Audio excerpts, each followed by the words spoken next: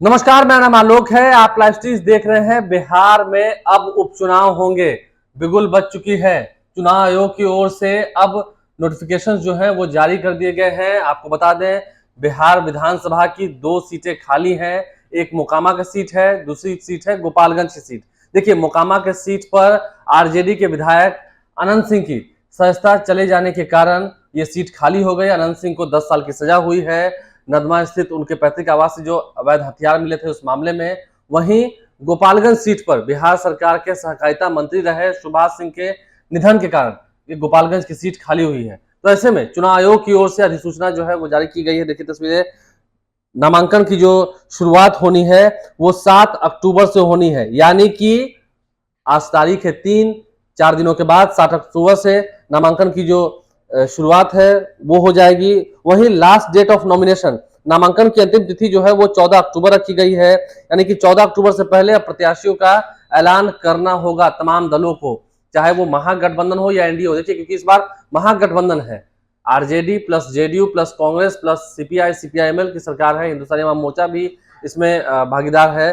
तो ऐसे में महागठबंधन को अपने प्रत्याशियों की घोषणा करनी होगी 14 अक्टूबर से पहले। वहीं बीजेपी की ओर से मोकामा और गोपालगंज से किसे प्रत्याशी बनाया जाएगा ये भी देखना होगा, क्योंकि एक सीट इसमें से आरजेडी की थी, दूसरी सीट इसमें से गोपालगंज की जो है वो बीजेपी की सीट थी, जहां पर सुभाष सिंह जीत के आते थे जिनका निधन हो गया। वहीं last date of withdrawal of candidate यानी कि नाम वापसी की अंतिम तारीख जो है वो 17 अक्टूबर है। मतदान का दिन यानी कि वोटिंग का दिन 3 नवंबर को वोटिंग होगी और 6 नवंबर को इसकी गिनती होगी, वोटों की गिनती होगी।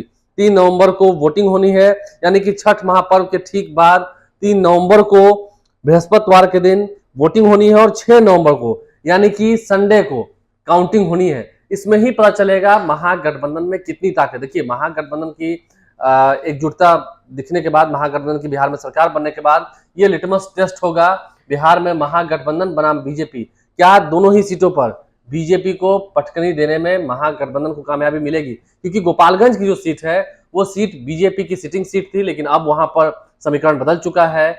सुभाष सिंह का निधन हो चुका है। क्या उनकी धर्मपत्नी को टिकट देंगे बीजेपी के लोग? क्या बीजेपी की ओर से उनकी धर्मपत्नी को टिकट दिया जाएगा या फिर नीतीश कुमार उनकी धर्मपत्नी को टिकट देंगे? ये भी देखना होगा। गोपालगंज से मंजीत सिंह जो कि पहले विधायक रह चुके हैं जेडीयू कोटे से, उनके भी नाम की चर्चा है। हालांकि प्रत्याशी कौन होंगे ये हम कह नहीं सकते हैं। गोपालगंज और मोकामा में उपचुनाव होने हैं, 3 नवंबर को वोटिंग होनी है और नॉमिनेशंस की डेट जो है अब बस आने ही वाले हैं। 7 अक्टूबर से नामांकन की प्रक्रिया शुरू हो जाएगी। 14 अक्टूबर तक नामांकन कर लेना है, यानी कि 14 अक्टूबर तक प्रत्याशियों का ऐलान भी हो जाएगा।